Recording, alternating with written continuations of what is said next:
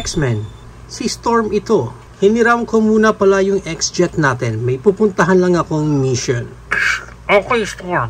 Pero ba't ginamit mo pa yung X-Jet? Di ba marunong ka naman lumipad? Ay, oo nga pala. Nakakalimutan ko yun ah. Sige, dilipad na lang pala ako.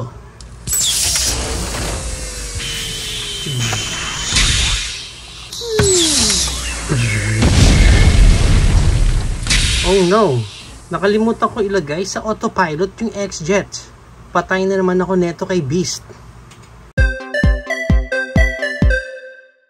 And ito nga ang toy na re-review natin for today. This is the Marvel Studios X-Men 97 X-Men Team X-Jet and Storm. Pag binili natin siya, ganitong klaseng packaging ang meron siya sa harap, na mukha pa siyang X, and at the back, and at the side, and on the other side, and on top, and at the bottom. Yon. Pag na-unbox natin siya, kasama lang niya dito yung love letter ulit sa atin ni Hasbro. And nandito naman yung kanyang manual. And as you can see here sa box niya, may mga nakasama pang mga naka-paper dito. So i-unbox and un-paper na natin yan.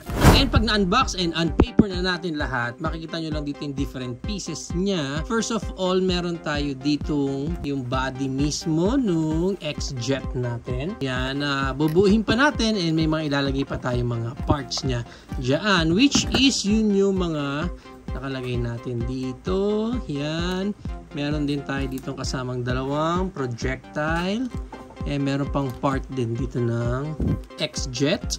Yan, and we also have yung pinaka-wing ng X-Jet natin and sa may bandang cockpit naman ng X-Jet. Okay?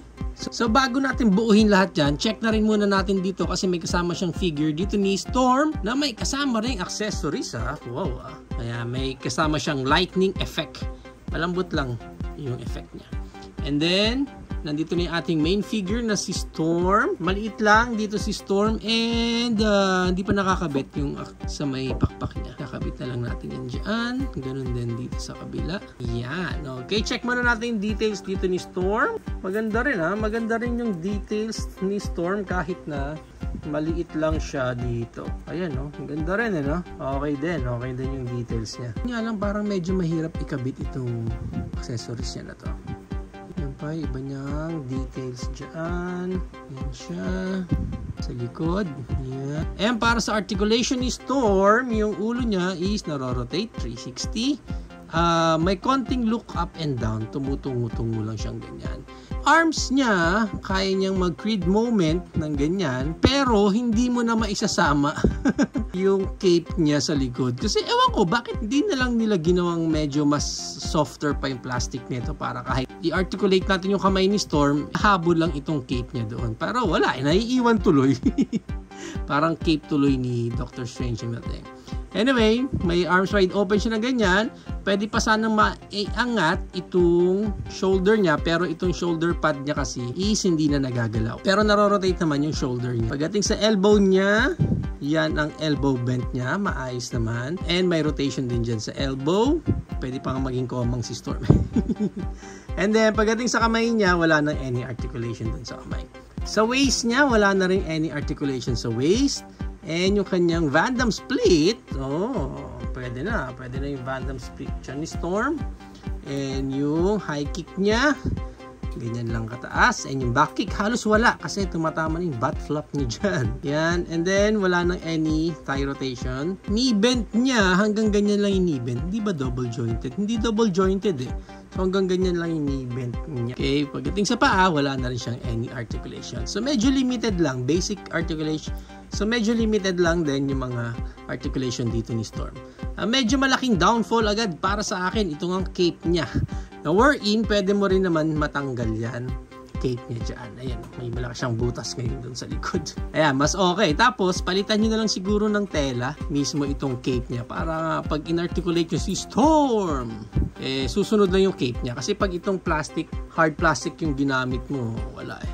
Para naman sa kanyang lightning effect, pwede mong ilagay yan dyan sa may kamay niya. Ayan. Ayan, mikidlat. O kaya pwede mong ilagay din sa buhok niya. Yan. And mukhang kakapit din naman yan. Kakapit din yan dyan. Kuching! So much muna kay Storm. Punta na tayo dito sa XJet natin na i-assemble din natin siya. First, unahin na natin itong pakpak niya dito na kung saan. Dito sa ilalim. Yan. Yan. Okay. And then itong kabila. Tingnan natin na ganyan. Yan. And then itong dalawang maliit na to, dito naman yan sa side na yan. Ganyan. Yun. Okay, sumiksik din. Itong may clip na parang may pasobra dyan, yun yung nakaturo dapat sa likod. Tapos ito rin. Yan. Okay, so ganyan dapat ang itsura ng lagay. Itong may yellow, dito yan. Sa wala. Kasi yung kabila may yellow na doon. And then itong kabila. Yung wala namang yellow, dito na yan, sa may yellow naman. Diyan naman siya kakabit. Yung last piece natin dito, which is yung cockpit niya, pinakamadali. Diyan naman yan pupunta. Yan. Yan. And then, itong mga projectiles niya, lalagay lang natin yan dyan. And then, dito sa kabila. So, buo na natin dito yung ating XJet. So, check na natin yung details niya. Ganda rin ha. Ganda rin naman. Hindi ito yung scale mismo ng XJet natin because we all know na mas malaki pa dapat dito yon. And with this one, parang isa lang ang kakasya. Kaya hindi ito yung pinaka-actual scale talaga. Pero, from the looks of it, for me, maayos naman. Looks decent naman yung pinaka-itsura dito ng XJet natin. Ayan. Okay, diba no? Okay naman yun. Sa side, sa ilalim niya, na itsura niyan. And then dito sa likod, ang laki ng butas niya dyan. Open na open yung jet nila dyan sa likod. Okay, ang first comment ko lang is that since ito yung pinaka binibenta dito, which is yung XJet natin, I hope na nag-effort pa sila ng konti, naglagay pa sila ng mga konting paints pa, kasi nagdagdag naman na sila dyan eh. For example, dito lang sa booster, bakit all blue? Sana man lang naglagay sila ng konting red din dyan or something na magmumukha siya talagang booster talaga rather than ganyan lang, napakasimple lang na all blue lang siya. Mas maganda lang sana yung magiging effect niya. Yun lang ang napansin ko kaagad dito sa XJet natin. Now, para sa gimmick ng XJet natin, unang-una is that pwede nyo nga ilagay dyan yung projectile and then pwede rin yan sumapul ng ganyan. Malakas-lakas din ha. Yung left wing lang niya ang pwedeng mag-projectile ng ganyan. Yung right wing niya, hindi na pwede. Parang imbakan lang siya. Siguro pag na-fire na nila yan, fire! Reload! Teka lang, Cyclops! I-reload po namin yung left wing natin. Okay, fire! Kasi nandito lang yung switch. Hindi na nila dinoble. Bakit kaya? For safety reason kaya. And isa pa, pwede mong ma-open yan and then dun sa loob, makikita nyo nga may solo cockpit dyan. At sinong kakasya dyan? Siyempre si King Kong. O hindi. Siyempre dyan napapasok si Storm natin. Na kung saan, pwede natin siyang ihiga dyan. Naka first class flight si Storm. Yan, tapos pwede nyo na isarado yan ng ganyan. So, si Storm nga naman yung nagpa-pilot, pwede kaya siyang umupo.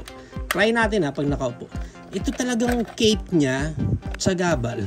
Tanggalin natin. Check natin kung pwedeng maupo si Storm. And then hindi masasarado. Tatama yung mohawk niya. Hindi kasya. What if kung tutungo pa siya maigi? Yuko, Storm, yuko. Wala, ano ba yan? Sana man lang, ginawa nilang pwedeng makaupo di si Storm, ano? Tapos may isa kasarado mo yung ganyan. Pag umupo siya, kailangan nakabukas yung helmet niya ng ganyan. Kailangan nakabukas yung cockpit. Para lang hindi siya mauntog. Kasi pag sinarado, nakapatong dun sa buhok niya. The only way para masarado mo yan is that kailangan nakahiga siya. Paano makikita ni Storm kung saan siya pupunta?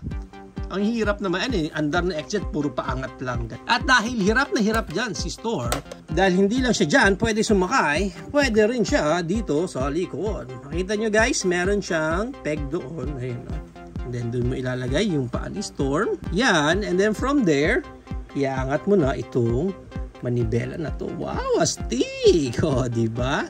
And then dyan kakapit yung kamay ni Storm.